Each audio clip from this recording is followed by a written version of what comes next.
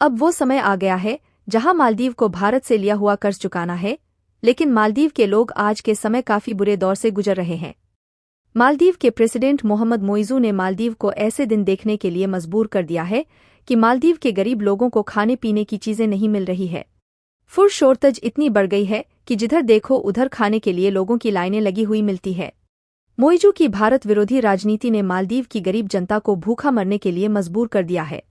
लोग सुपरमार्केट में जा रहे हैं, इंडियन फूड के बैग जहां भी उनको मिल रहे हैं जल्दी जल्दी परचेज कर रहे हैं और स्टॉक कर रहे हैं। उनको पता है कि भारत ने मालदीव को एक्सपोर्ट होने वाले सभी फूड प्रोडक्ट पर ऑफिशियली बैन कर दिए हैं, क्योंकि मालदीव भारत का कर्ज नहीं चुका पा रहा है। मालदीव के खाने में पिछले 2 महीने से ज्यादातर मछली का प्रयोग किया जा रहा है, क्योंकि भारत पहले ही मालदीव की फूड सप्लाई बंद कर चुका है और इस वजह से मालदीव की गरीब जनता मछली का ज्यादा मात्रा में सेवन करने से मरकरी रोग की शिकार हो सकती है और कुछ लोगों में इस रोग के सिम्पटम्स भी देखे गए हैं।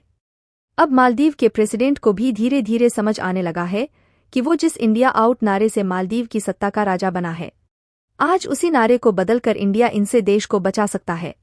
अब यह सुनकर लगता है मालदीव के होश ठिकाने आने वाले हैं, क्योंकि दुनिया में इंडिया के सिवा मालदीव को बचाने वाला कोई नहीं है। अब मालदीव की स्थिति इतनी खराब हो चुकी है कि उसके पास केवल 2 विकल्प बचे हैं, या तो मालदीव की गरीब जनता को मरने के लिए उसके हाल पर छोड़ दे या भारत का कर्ज चुका दे। पूरी डेवलपमेंट क्या है जानने के लिए बने रहिए हमारे साथ। लेकिन आगे बढ़ने से पहले जिस तरह से भारत ने मालदीव को सबक सिखाया है, उसके लिए इस वीडियो को लाइक जरूर करें।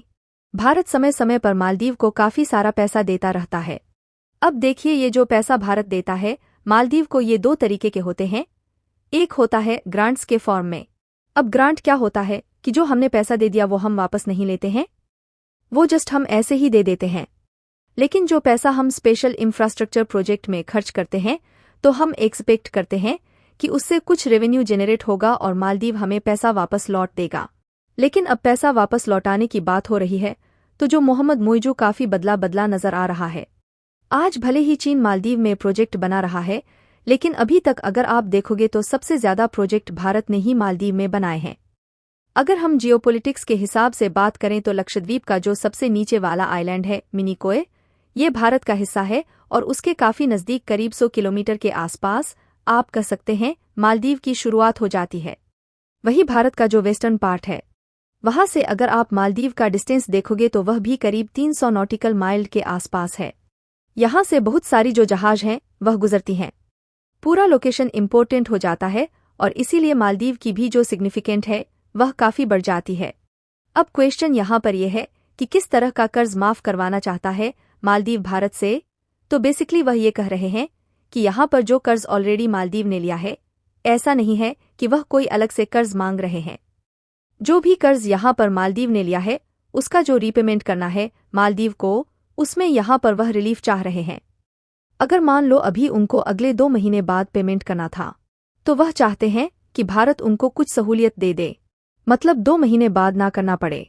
हो सकता है उसको आगे बढ़ा दिया जाए 2 या 4 साल, मतलब वह एक तरह से रिलीफ चाहते हैं कि अभी शायद मालदीव इस हालत में नहीं है कि वह कर्ज लौटा पाएगा। अगर आप देखो कि इस समय जो कर्ज है मालदीव के ऊपर 6.2 बिलियन मालदीवियन रुपया है, मतलब कि अगर आप इसको डॉलर में कन्वर्ट कर तो करीब करीब 400 मिलियन डॉलर के आसपास देखने को मिलता है।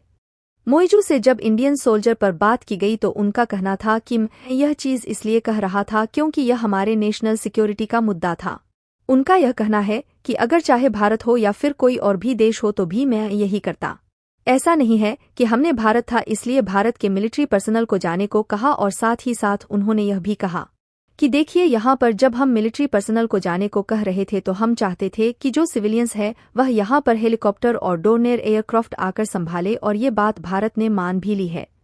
अब भारत इस एक्सपोर्ट को दोबारा मालदीव को चालू करने वाला है या नहीं इसके बारे में कोई भी जानकारी नहीं है, लेकिन चाहे कुछ भी हो जाए, अगर भारत मालदीव को एक्सपोर्ट चालू भी करता है तो उसे बढ़ी हुई कीमत पर एक्सपोर्ट करेगा। मालदीव में फास्ट फूड स्टॉल की चैन और रेस्टोरेंट भारत के बिना चलाना संभव नहीं है। मालदीव ने भारत से दुश्मनी मोल लेकर अपना टूरिस्ट सेक्टर खतरे में डाल दिया है। अभी तक तो इसका इम्पैक्ट दिखाई नहीं दे रहा था, लेकिन जैसे जैसे बात आगे बढ़ती गई भारत ने कुछ ऐसे कदम उठाए हैं जिससे मालदीव में टूरिस्टों को अपना पसंदीदा खाना नहीं मिलने वाला। क्योंकि मालदीव फूड इंपोर्ट के लिए केवल भारत पर ही निर्भर है। उसके पास दूसरा कोई ऑप्शन नहीं है। लेकिन अब भारत की तरफ से मालदीव को मसालों के एक्सपोर्ट पर रोक दिया गया है। यानी कि कुल मिलाकर जो सबसे ज्यादा मालदीव में खाया जाने वाला फूड है वह नहीं मिलने वाला। एक तरफ जहां मालदीव और चीन आपस में मिलकर भारत की टांग खींचने में लगे हुए हैं। दरअसल भारत दुनिया में मालदीव के लिए सबसे बड़े निर्यातकों में से एक है, जो दुनिया के कई देशों में फूड की मांग को पूरा करता है। लेकिन भारत सरकार की ओर से अचानक की गई इस घोषणा ने मालदीव में अफरा तफरी का माहौल खड़ा कर दिया है। भारत सरकार के इस फैसले की खबर मालदीव में जैसे ही आग की तरह फैली, वहां लोगों को यह पता चला भारतीय फूड का आयात बंद होने से भारी किल्लत होने वाली है, तो मालदीव सरकार ने वहां के लोगों को पैनिक न होने की सलाह दी है। लेकिन लोगों के बीच फैले संभावित खाद्य संकट की खबर ने उनको चिंता में डाल दिया है। आपको बता दें कि मालदीव में लोगों की चिंता की बड़ी वजह यह है कि अकेले भारत दुनिया में 50% मांग को पूरा करता है। इतनी बड़ी मात्रा में निर्यातक होने के नाते भारत दुनिया में लगभग 140 देशों की मांग को पूरा करता है। भारत मालदीव की बजाय रूस को एक बड़ी मात्रा में फूड का एक्सपोर्ट करने वाला है, क्योंकि भारत और रूस के रिलेशन पहले से ही काफी अच्छे हैं। और कमाल की बात यह है कि पड़ोसी देश होने के नाते भारत मालदीव को सस्ते दामों में मसाले एक्सपोर्ट करता था, जबकि रूस को फूड का एक्सपोर्ट करने से भारत को भी ज्यादा फायदा होता है, क्योंकि रूस भारत को मालदीव की अपेक्षा ज्यादा कॉस्ट देने के लिए तैयार है। रूस में भारतीय फूड की डिमांड ज्यादा होने और वहां पर प्रोडक्शन कम होने की वजह से ही रूस महंगे दामों में फूड को खरीदने के लिए तैयार है। वैसे तो भारत रूस को जो एक्सपोर्ट करेगा उसके लिए अन्य देशों की अपेक्षा रूस को कम कॉस्ट पे करना होगा। मालदीव के राष्ट्रपति मोहम्मद ने अपनी भारत विरोधी बयानबाजी के बाद अब सुलह का रुख अपनाया है। उनके सुर अचानक बदल गए हैं। उन्होंने एक बयान में कहा कि भारत हमारा निकटतम सहयोगी बना रहेगा और नई दिल्ली से मालदीव को राहत प्रदान करने का आग्रह किया है। राष्ट्रपति पद संभालने के बाद स्थानीय मीडिया के साथ अपने पहले साक्षात्कार में कहा कि भारत मालदीव को सहायता प्रदान करने में अग्रणी देश रहा है और उसने हमारे यहाँ सबसे ज्यादा परियोजनाओं को लागू किया है।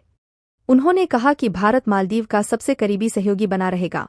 भारत की प्रशंसा करने वाली मुइज्जू की ये टिप्पणियां इस महीने भारतीय सैन्य गर्मियों के पहले बैच के मालदीव छोड़ने के बाद आई है। भारत पिछले कुछ वर्षों से मालदीव के लोगों को मानवीय और चिकित्सा सेवाएं उपलब्ध कराने के लिए 2 हेलीकॉप्टरों और 1 डोनियर विमान का संचालन करता आ रहा है। इन विमानों के संचालन के लिए ही 88 भारतीय सैनिक वहां मौजूद थे। मुइज्जू ने भारत से मालदीव की सरकारों द्वारा लिए गए भारी ऋण के पुनर्भुगतान में राहत प्रदान करने का आग्रह किया। उन्होंने कहा, हमें जो स्थितियां विरासत में मिली हैं वे ऐसी हैं कि भारत से बहुत बड़े कर्ज लिए गए हैं, जो मालदीव की अर्थव्यवस्था द्वारा वहन किए जाने से कहीं अधिक हैं। इसलिए हम इन ऋण की भुगतान प्रक्रिया में राहत के लिए भारत से चर्चा कर रहे हैं। किसी भी चल रही परियोजना को रोकने के बजाय उन पर तेजी से आगे बढ़ाना है। इसलिए मुझे किसी भी प्रतिकूल प्रभाव का कोई कारण नहीं दिखता। भारत के प्रति मुइज्जू सौहार्दपूर्ण टिप्पणियां अप्रैल के मध्य में मालदीव में होने वाले संसदीय चुनावों से पहले आई है। मोहम्मद मुइज्जू ने आशा व्यक्त की इन ऋणों के भुगतान में मालदीव को राहत सुविधा प्रदान करेगा। मैंने अपनी बैठक के दौरान प्रधानमंत्री मोदी को यह भी बताया कि मेरा इरादा चल रही किसी भी परियोजना को रोकने का नहीं है। इसके बजाय मैंने उन्हें मजबूत करने और तेजी लाने की इच्छा व्यक्त की। मैंने सुझाव दिया कि एक उच्च स्तरीय कमेटी गठित की जाए, जो परियोजनाएं से संबंधित निर्णय लेने में सक्षम हो, ताकि हनीमधु हवाई अड्डे समेत अन्य परियोजनाओं पर तेजी से काम सुनिश्चित किया जा सके। आज के लिए इतना ही, मिलते हैं नई अपडेट के साथ। जय हिंद।